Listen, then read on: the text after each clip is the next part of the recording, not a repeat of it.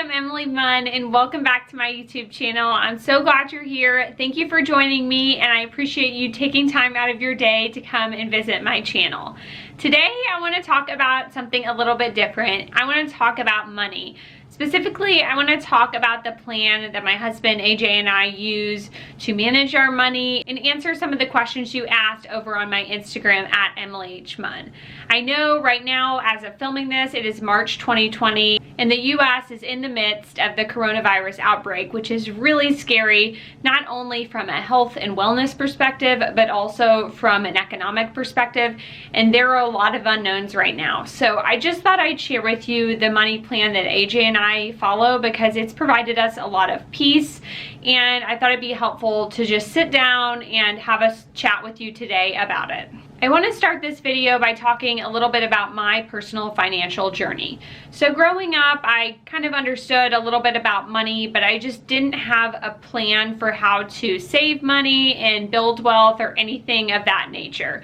So I remember when I was in college, I had a job that paid, I think, $10 an hour at the time, and there were times when I had $30 or less in my bank account and it just felt really out of control and I just didn't know where to turn. And even when I got a full-time corporate job, which I still have now, I just couldn't seem to understand on a day-to-day basis how to save money and build wealth. It just seemed like a really foreign concept to me.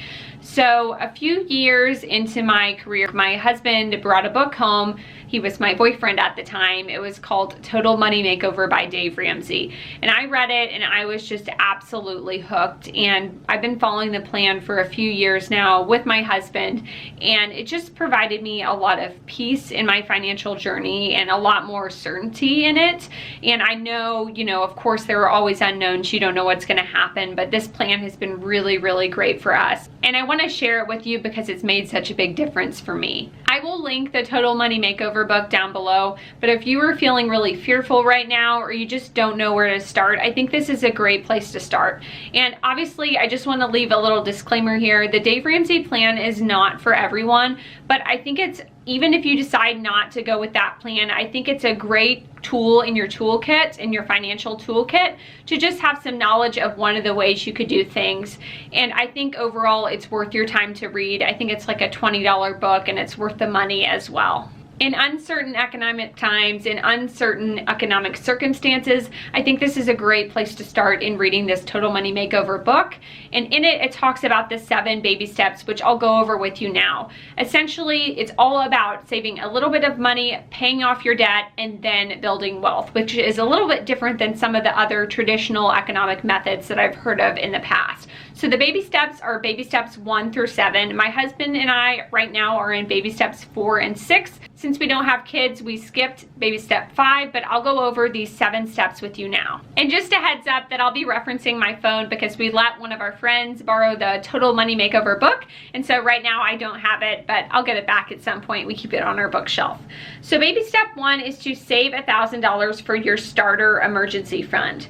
So save $1,000 as fast as you can in your bank account in case anything comes up during the time when you're paying off your debt.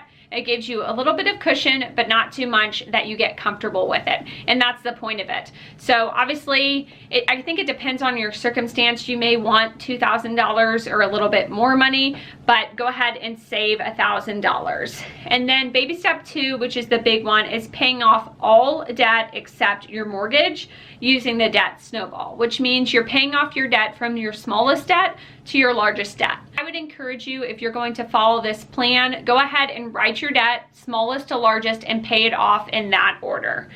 Baby step 3 is to save 3 to 6 months of expenses in a fully funded emergency fund. So after you pay off your debt, you save expenses for 3 to 6 months as a big emergency fund in case something comes up. I think a good example is what's happening right now with the coronavirus. I know my husband and I are so grateful that we saved that 3 to 6 months expenses in case anything happens with our jobs or with the economy. I'm telling you, it provides so much peace to have that after we paid off our debt. After you're done with baby steps 1 through 3, which you do in that order, you do baby steps 4, 5, and 6 in parallel if all are applicable to you. We skipped over baby step 5, which I had kind of noted before. So baby step 4 is to invest 15% of your household income into retirement, which we are currently doing. And Dave Ramsey recommends a certain portfolio of investments during this time, but I'm not going to go over that right now. If you wanted to learn more, you can read his book or listen to his podcast and he'll go over that there. Baby step 5 is to save for your children's college fund. If you have kids, I wouldn't recommend saving for it if you don't have kids yet, which is where AJ and I are, so we just skipped over this step. And baby step 6 is to pay off your home early. So paying off your mortgage, which AJ and I are currently doing as well. So baby step 4 and 6 is where we currently are. And then once you're done with all of that, baby step 7 is to build wealth and give. So give generously, build your wealth. And I'm really looking forward to the day when we get there. We are well on our way. It hasn't been easy, but it has totally been worth it for us.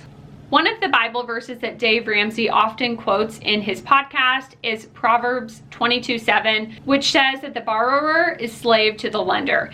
And I know not everyone is going to agree with this. You are entitled to your own opinion, but for me, I found this really to be true, and I found a huge sense of peace in paying off my debt. So I just wanted to share this with you today as a source of wisdom and something that I've learned that can maybe help give you some peace in this time. I know the next few months, the next year are not going to be easy for everyone, but I think if we come together, we can really come out of this stronger than we were before. And I think getting smarter with your money is one way to do that. So at this point, I'm going to answer a few questions that I got over on my Instagram, which is at Emily H. Munn. If you want to follow me, I'll leave it down below and just provide you some advice on the questions I got. I think there's 4 questions that I'm going to answer, so we'll go ahead and get into it. But if you have any other questions about money or what I would suggest, just leave them down below. I'm by no means an expert. I'm just providing my advice and what's worked well for me. Question 1 is, in times like this, would you pause the debt snowball and focus on saving money? And this question is talking about the Dave Ramsey baby step 2, which is paying off your debt. And I think it kind of depends on where you're at in your financial circumstance. So if you are worried about your income or you're worried about losing your job, I would temporarily pause your debt snowball and make minimum payments and save up money so that when this is all over, you can go ahead and put that towards your debt.